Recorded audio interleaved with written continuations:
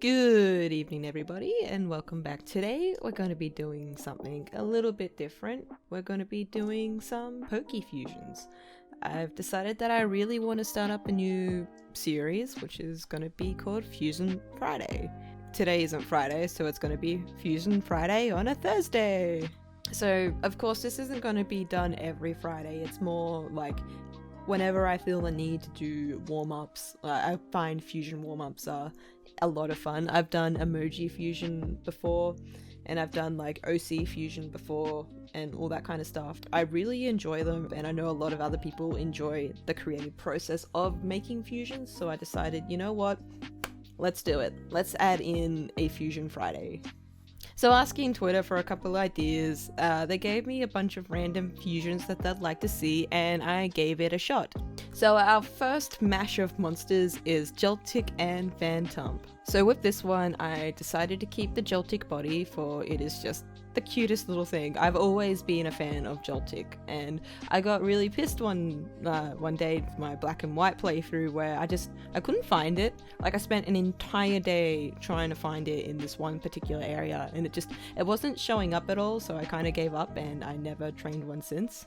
So Phantom was a Pokemon I don't really care about, so I thought this little mashup would be interesting of two Pokemon. One I adore and one I just and I decided to use the stump part of Phantom and chuck it around the Geltic's body, and then after that just play with the colors a little bit. I started off very vibrant, and I'm like, since I imagined this Pokemon would be a ghost bug, I decided to desaturate the colors a bit, and then play around with glows. Of course, you can't have a ghost type without it glowing.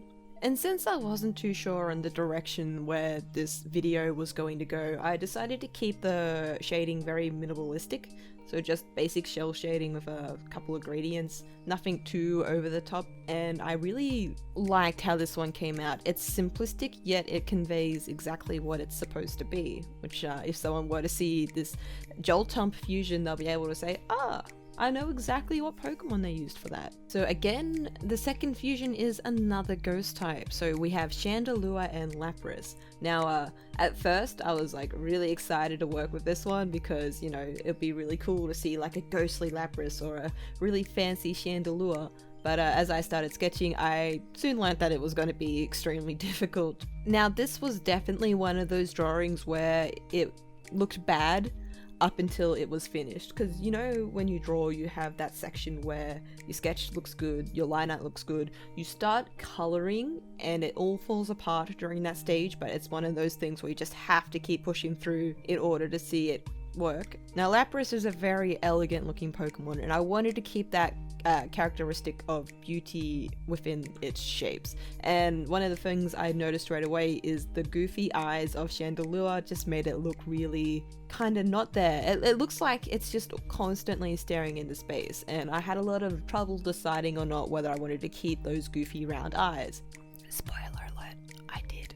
Another thing that I played with that wasn't in the initial drawing itself was I ended up giving Lapras really long tentacle fins that kind of reminisced of the Chandelure's long, I guess, arms? Is that what you can call them? I don't know what you call them. That just, again, made it look more goofy than it did elegant, so instead I decided to cut them short and have little curls coming off the fins, and that ended up making it look a lot cleaner. So with this one, I felt the texture of the Pokemon was very important. So we have Lapras and Chandelure, who are both very smooth Pokemon.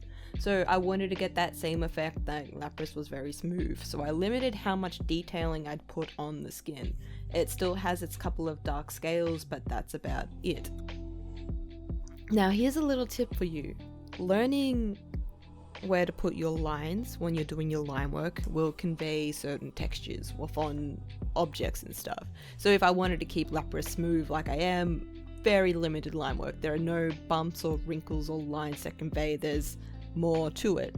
Now moving on to the colors, I really wanted to keep the palette of Chandelure. I think it's I shouldn't swear. I think it's gorgeous. The pastel purples and blues and the dark blacks they work really nice for me, and then of course their highlighted with that, well, not highlighted, contrasted with those yellow eyes. I really like the palette more than the vibrant blues of the Lapras. I struggled a lot with the fire, so there was a lot of blend modes, experimentation, just trying to get it to look good. It was one of those things where I just ended up going with what I started with. There was little to no impact between what I had tried to accomplish versus what I started with versus what I got. So finishing this off with some basic shading and some highlights, and there we have our lovely, what did I call it? Lapralure. And we're going to move on to our fourth little guy, which is Zubat and punkerboo.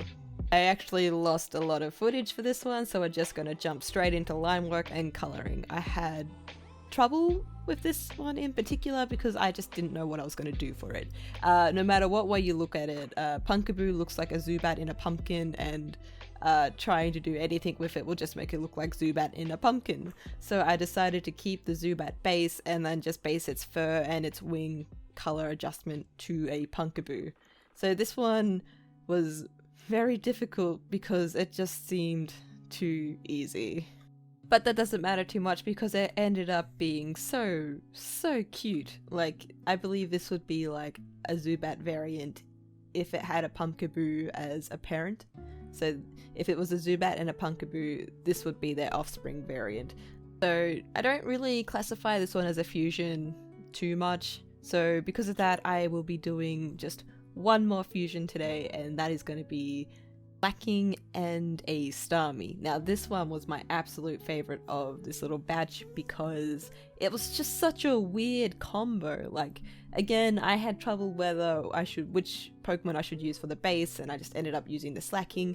I've drawn only slaking once before, and I had no idea where this was going to go. This is a drawing where I had no vision for whatsoever, and therefore it ended up being my absolute favorite because I was just going with the flow. Drawings that I have no vision for usually end up being one of my favorites because not only are they frustrating, but it feels rewarding once it's done because it's like, holy shit, what a journey it was from going from nothing to this.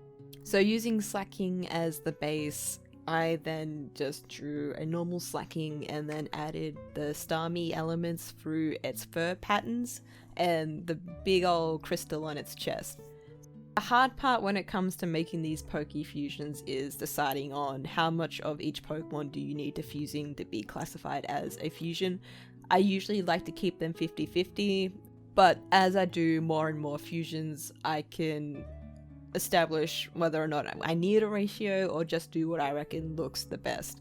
And especially when it comes to fusions, everyone has their own unique idea on what they believe it should look like, which is why I like watching other people make their own fusions. If you have any ideas of what Poke fusions you'd like to see in the future, just comment down below. I'd love to see what crazy ideas you guys can come up with, because I can tell you, never in my life would I have fused a Starmie and a slaking if someone didn't suggest it to me.